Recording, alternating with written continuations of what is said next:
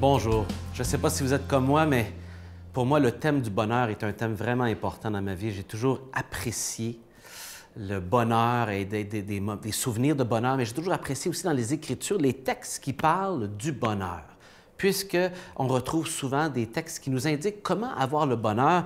Et ce que j'appelle la recette du bonheur, bien, se retrouve dans les Saintes Écritures à plusieurs endroits par des textes qui vont dire « heureux », et voici ce qui suit. Et aujourd'hui, on est dans un texte qui utilise cette expression-là 9 fois. Ça doit être certainement un des textes très importants pour nous qui cherchons à être heureux dans la vie. Souvent, c'est une quête que les gens ont toute leur vie à chercher le bonheur. Et ici, le Seigneur Jésus utilise le terme bonheur 9 fois.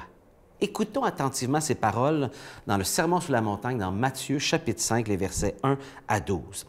À la vue des foules, Jésus monta dans la montagne, il s'assit, et ses disciples s'approchèrent de lui, et prenant la parole, il les enseigna. Et il dit ceci: « Heureux les pauvres de cœur, le royaume des cieux est à eux. Heureux les doux, ils auront la terre en partage. Heureux ceux qui pleurent. » Pourtant, nous, on ne dirait vraiment pas ça. « Heureux ceux qui pleurent. » On essaie de les consoler. Mais Jésus va dire « Heureux ceux qui pleurent. » Pourquoi? Ils seront, consolés. Heureux ceux qui ont faim et soif de la justice. Ils seront rassasiés, satisfaits. Heureux les miséricordieux. Il leur sera fait miséricorde. Ça va leur revenir, la miséricorde qu'il offre. Heureux les cœurs qui sont purs. Ils verront Dieu. Alors, ça doit être très important. C'est une sorte de critère pour voir Dieu, un cœur pur. Heureux ceux qui font œuvre de paix. Ils seront appelés fils de Dieu. Heureux ceux qui sont persécutés pour la justice. Le royaume des cieux est à eux. Heureux êtes-vous lorsqu'on vous insulte. Là, on commence à avoir un malaise en lisant ça, parce qu'il me semble que c'est tout le contraire de ce qu'on cherche comme bonheur habituellement. Et pourtant, il dit « heureux lorsque vous allez être insultés ». Pourquoi? Que l'on vous persécute et que l'on vous accuse faussement de toutes sortes de mal à cause de moi. Ah! Il peut y avoir de la joie dans la persécution si la raison, c'est à cause de notre foi en Jésus. Soyez dans la joie et l'allégresse, car votre récompense est grande dans les cieux.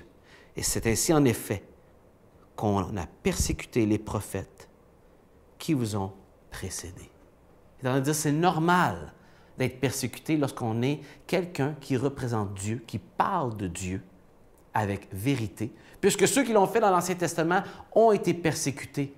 Soyez heureux de bénéficier de cela.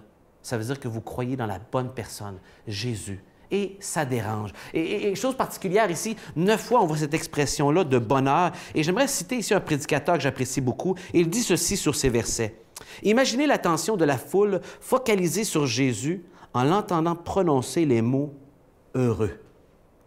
Le mot latin correspond au mot heureux, c'est beatus, duquel nous vient le mot français béatitude. C'est pourquoi on appelle ce texte le texte des béatitudes. C'est un mot magique pour ceux qui l'entendaient à cette époque. Pour eux, il signifiait la joie divine, un bonheur parfait. On ne l'utilisait pas pour décrire les êtres humains. Il servait à dépeindre le type de joie que seuls les dieux et les défunts pouvaient connaître.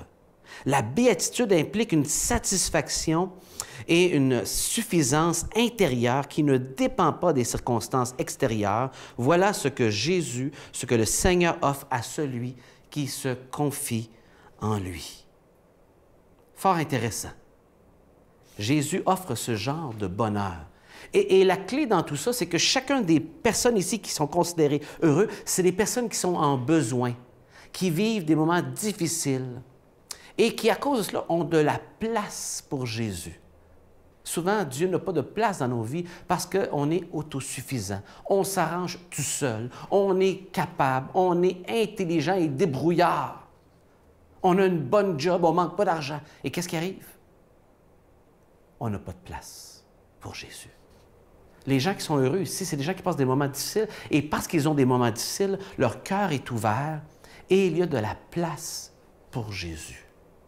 Êtes-vous tellement bien dans notre société autosuffisante aujourd'hui qu'il il n'y a pas de place pour Jésus parce que vous vous débrouillez bien toute seule.